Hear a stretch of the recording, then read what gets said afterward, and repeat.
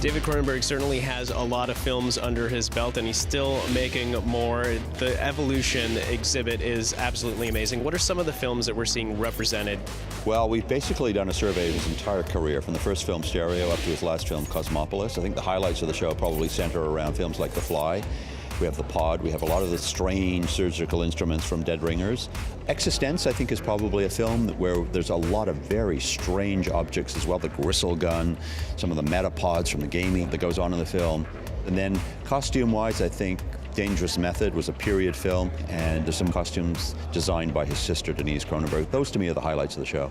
David Cronenberg is one of our signature artists here in this country and Canada, one of the most important international filmmakers. He has a 20-plus year history with our organization.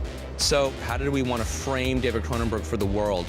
We came up with this concept of evolution, this idea that a hungering for the next stage of human evolution is something that's a theme you can find in all of his films. This idea of the body, the idea of science as it actually occurs within Cronenberg's universe, and then the hallucinations that occur around those were a great way of actually talking about this amazing artist. What is it you hope visitors to the exhibition really like about it?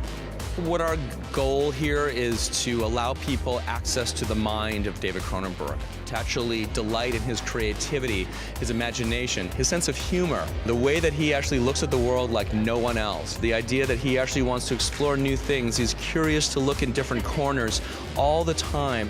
And I think that's a mark of a great artist, and I hope other people take that away too.